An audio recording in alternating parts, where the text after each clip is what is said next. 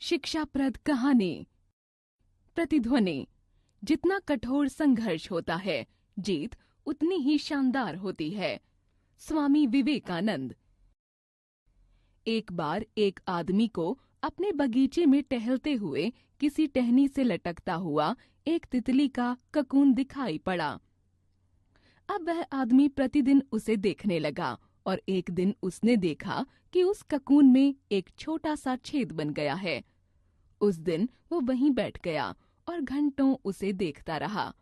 उसने देखा कि तितली उस खोल से बाहर निकलने की बहुत कोशिश कर रही है, पर बहुत देर तक प्रयास करने के बाद भी वो उस छेद से नहीं निकल पाई और फिर वो बिल्कुल शांत हो गई, मानो उसने हार मान ली हो। उस आदमी ने निश्चय किया कि वह उस तितली की मदद करेगा। उसने एक कैंची उठाई और ककून को काटकर इतना बड़ा कर दिया कि वो तितली आसानी से बाहर निकल सके। और यही हुआ। तितली बिना किसी और संघर्ष के आसानी से बाहर निकल आई, पर उसका शरीर सूजा हुआ था और पंख सूखे हुए थे। आदमी तितली को ये सोचकर देखता रहा कि वो किसी भी समय अपने पंख फैलाकर उड़ने लगेगी, पर ऐसा कुछ भी नहीं हुआ। इसके उलट बेचारी तितली कभी उड़ ही नहीं पाई और उसे अपनी बाकी की जिंदगी इधर-उधर घिसटते हुए बितानी पड़ी। वो आदमी अपनी दया और जल्दबाजी में ये नहीं समझ पाया कि दरअसल ककून से निकलने की प्रक्रिया को प्रकृति ने इतना कठिन इसलिए बनाया है ताकि ऐसा करने से तितली के शरीर में मौजूद तरल उसके पंखों में पहुंच सके और वह छेद से बाहर निकलते ही उड़ सके।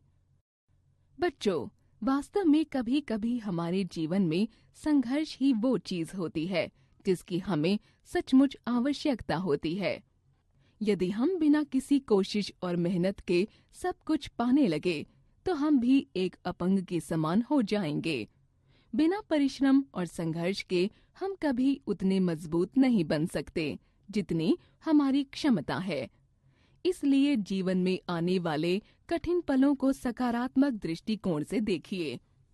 वे पल आपको कुछ ऐसी सीख देंगे जो आपके जीवन की उड़ान को संभव कर सकेगी।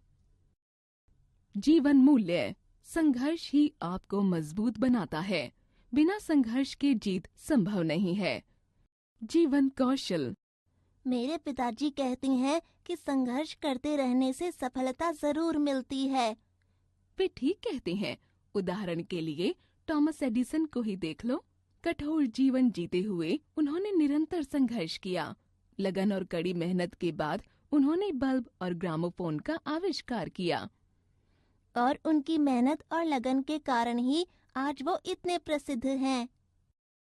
बातों बातों में हमने सीखा कि लगन और निरंतर संघर्ष से ही लक्ष्य की प्राप्ति होती है।